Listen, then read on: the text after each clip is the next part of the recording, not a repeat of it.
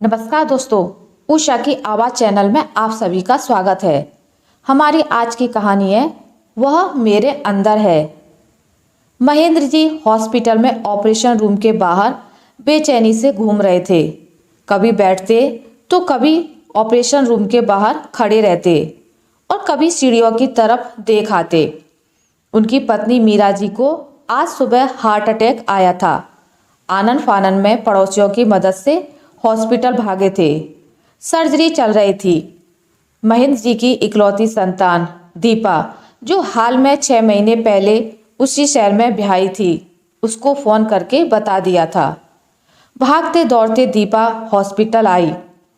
अपने पिता को देखते ही गले से लगाकर रो पड़ी। महेंद्र जी और दीपा दोनों एक दूसरे को संभाल रहे थे।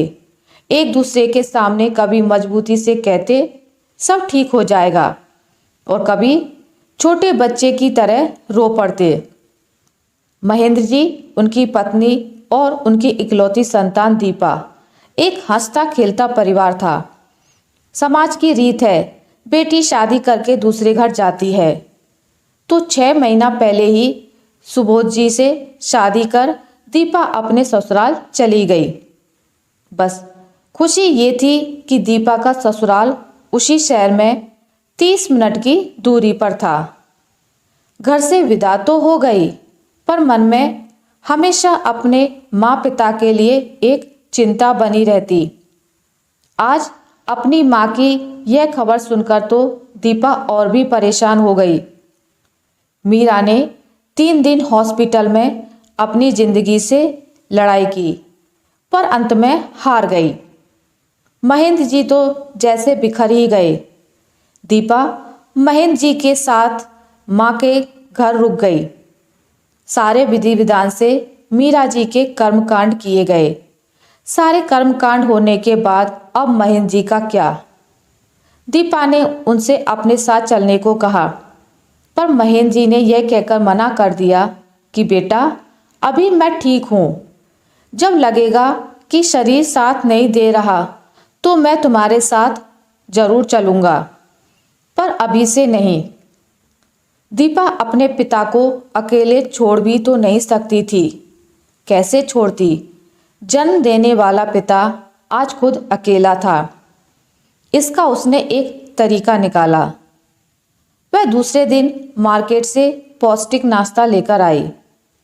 कुछ स्थिति के हिसाब से खाने के लिए तैयार थे और बाकी दीपा ने तरीके से बनाकर स्टोर कर दिया।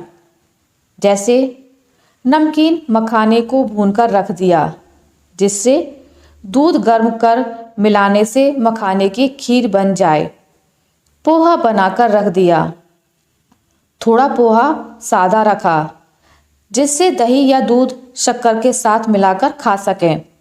थोड़ी सूजी को भूनकर रख दिया, जिससे पानी या दूध, घी और शक्कर डालकर हलवा बना सकें।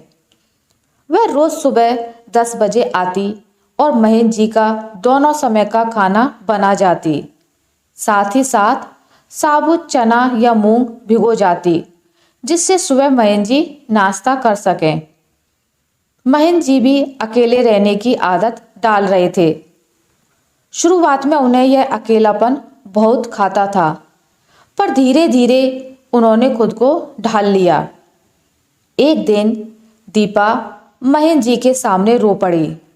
रोते रोते उसने कहा, पापा, आप कहते थे बेटे से अच्छी बेटी होती है।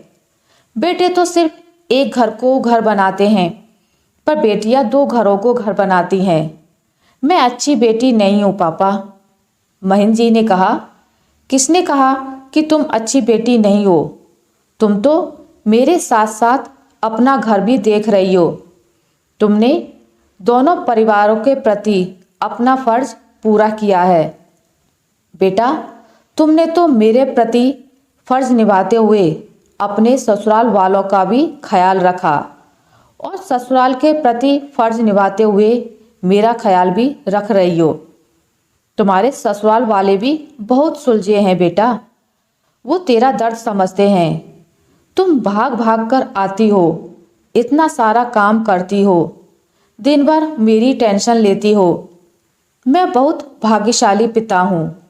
मुझे गर्व है कि मैं तुम्हारा पिता हूँ।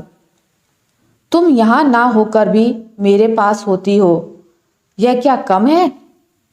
पर पापा, माँ आपके साथ होती है तो टेंशन नहीं होती थी, पर अब आप अकेले हो, हमेशा एक टेंशन बनी रहती है। बेटा जी, पहले तेरी माँ मेरे पास होती थी, मेरे साथ रहती थी, और अब मेरे अंदर है, इसलिए चिंता नहीं करना। मन साफ रखो। तुम्हारे पिताजी को तुम पर बहुत नाज है। दीपा का मन बहुत हल्का तो हो गया।